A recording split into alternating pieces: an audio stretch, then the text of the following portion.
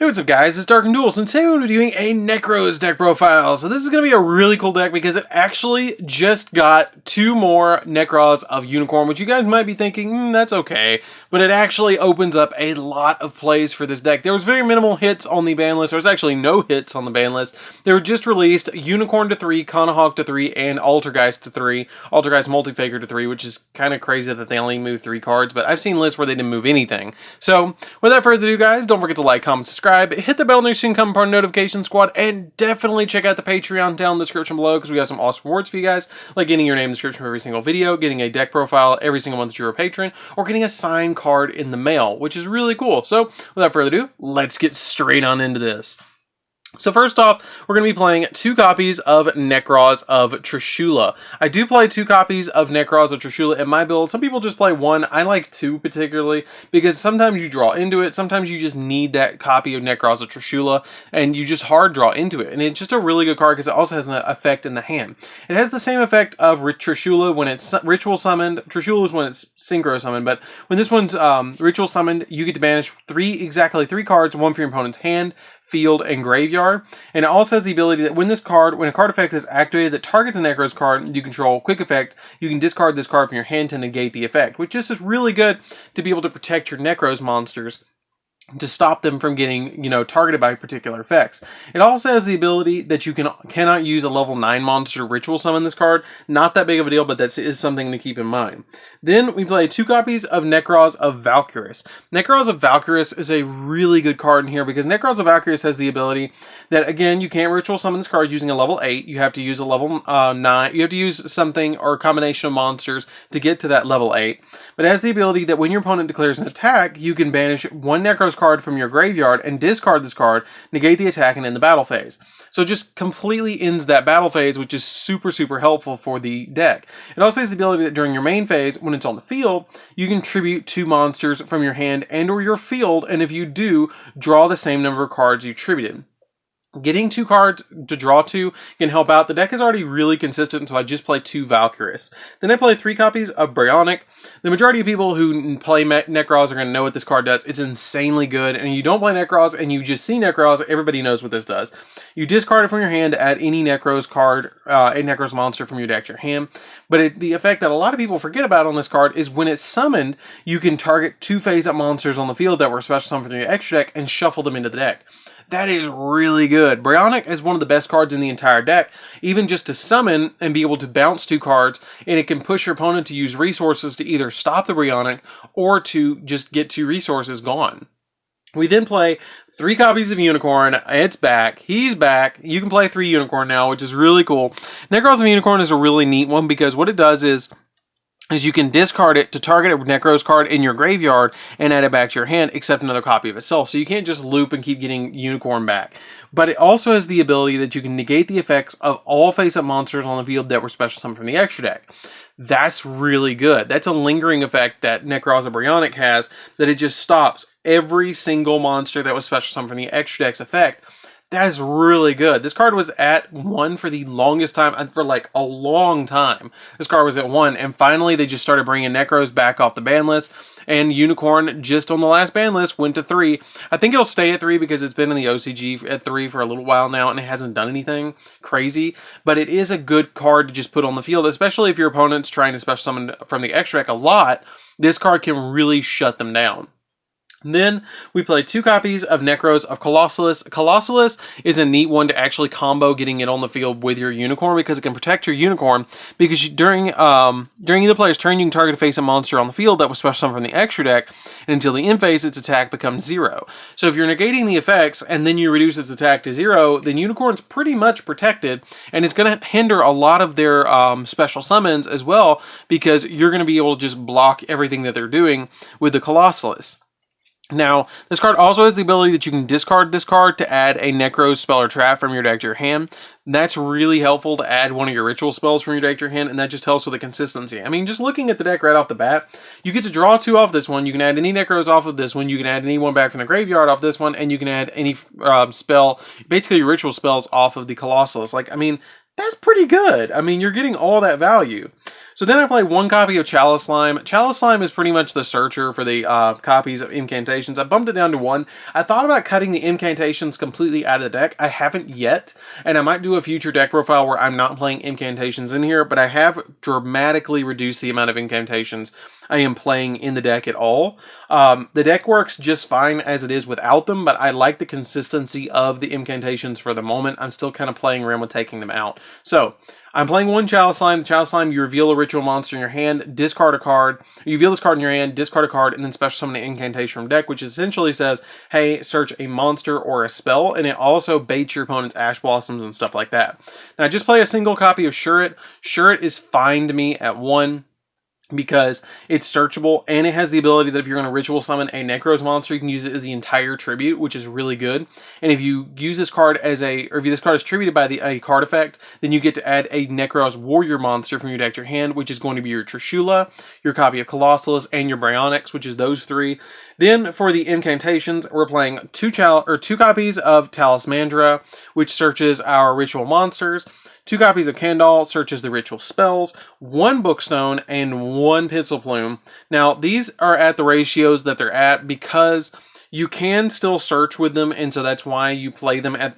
I play them at this because they just help playing at this ratio. I was playing up to 3 Kandal and 3 Talismandras, and then 2 Pencil Plume and 2 Bookstones in previous deck profiles, and 3 Chalice Slimes, but I cut it down to this ratio. Now, if you want to cut them, I considered putting in Ash Blossoms and Effect Veilers and dropping the 3 and 3 and playing 3 Effect Veilers, 3 Ash Blossoms, and then dropping this for I don't know, Raigeki or something weird that you could throw in here just to play around with.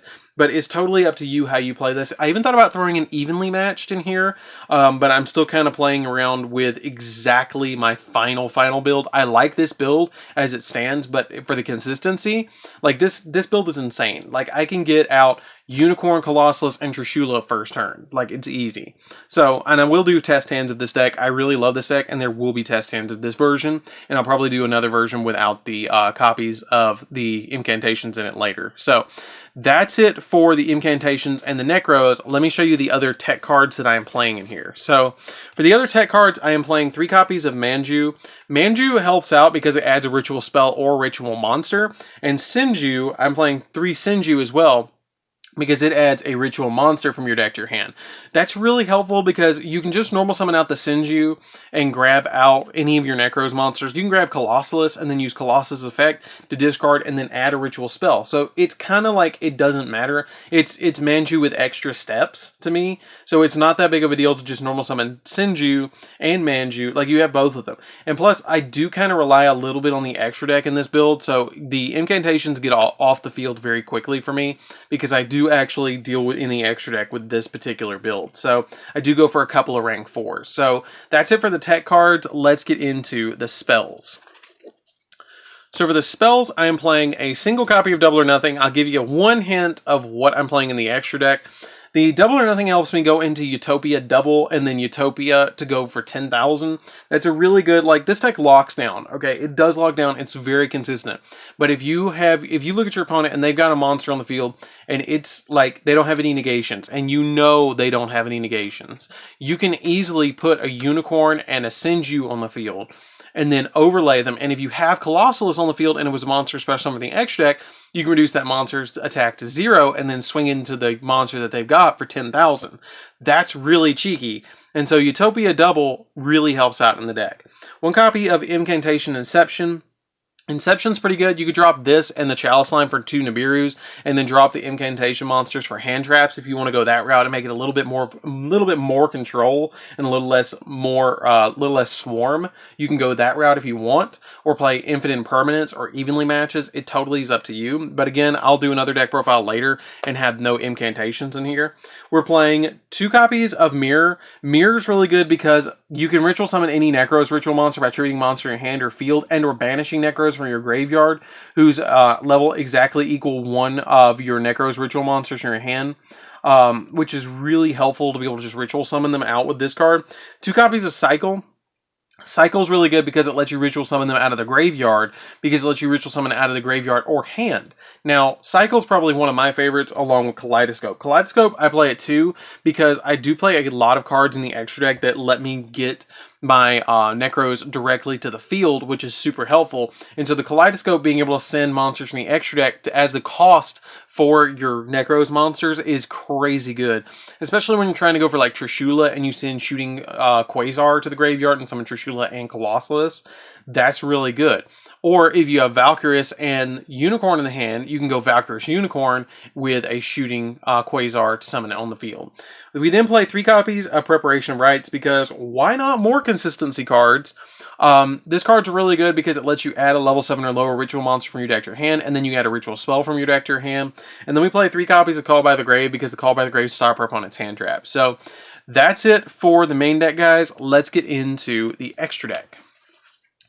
So for the extra deck, we're playing 1 copy of Nephites of the Sacred Flame. Nephites of the Sacred Flame is really good. It's pretty much the boss of the deck after you like go into 3 ritual monsters. Because if you use ritual monsters to link summon this card, it gains the effects depending on the amount that you link using it. So if you put 1 ritual monster into it, it can't be destroyed by battle. If you put 2, it can't be destroyed by battle or by card effects, and it gains 1200 attack. And if you put 3, it can't be destroyed by battle by card effects, and neither player can target it with card effects, and it gains another 1200, so it goes up to 4800, can't be destroyed by battle, can't be destroyed by card effects, and can't be targeted. That card is insanely hard to get rid of unless you have like a Kaiju, and even then it's still tough. Shooting Quasar is just for Kaleidoscope. Pretty much, you send it to graveyard off the Kaleidoscope to summon whatever you need, combined level. Like if you have, like I said, if you have 2 monsters that equal 12 in your hand, you can use Kaleidoscope to summon them. Same thing with Star Eater. You're never going to summon any of your Synchro monsters. They're just basically here for the levels to send to the graveyard to summon your different monsters. So I play a 12, 11, 10, 9, 8, a 7, and a 6. And a 4 in here as well, because it just helps out. And plus, you get to play all of the different Ice Barrier Dragons with this build, which is really cool. Being able to throw Bryonic, Trishula, and Gungnir in here is really cool because you get to use them as materials. Now, the 4 I play is actually Herald of Arclight, so this is really interesting. You can actually use Kaleidoscope with Unicorn to send Arclight to the graveyard in some scenarios. And when you do send that Herald of Arclight to the graveyard, you're going to get its search effect off as well to be able to search. So you're basically getting a Unicorn and a search, which is kind of cool. 1 copy of Elder Entity Nist, because when it's sent to the graveyard, when it's sent to the graveyard, you get to pop a card. So sometimes you might need to pop a card when you summon that Unicorn, so you'll pop something with the Elder Entity. And then we play Utopia double, or Utopia and Utopia double, just to be able to OTK your opponent with that card. Daigusto Emerald, just to be able to shuffle cards back into the deck, because you burn through resources so fast. Abyss Dweller, just to lock our opponent's graveyard down, and plus it makes all our Necros go up by 500, because it also lets them go up by 500 if you control water monsters, which is really cool. Well, it has a water monster that's a material that's originally a water monster under it, so it gains 500 attack, which can make your Trishula go up to like 32, which is pretty good. And then number 60, because it lets us draw and double the attack of a monster. So that's pretty much it.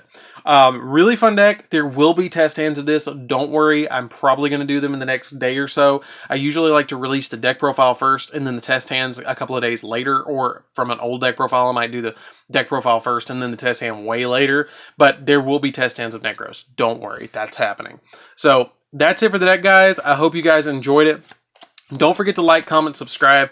Definitely tell me how you guys like this deck. It's super fun and super consistent, and it's totally free now. Like, the entire deck is free, and it's not crazy expensive because everything was reprinted in dual power last year. So the majority of the stuff is pretty cheap now. So, I mean, definitely check it out. Don't forget to like, comment, subscribe. Hit the bell near so you can come part of the notification squad, and definitely check out the Patreon down in the description, and I'll see you guys in the next video. See you later, guys.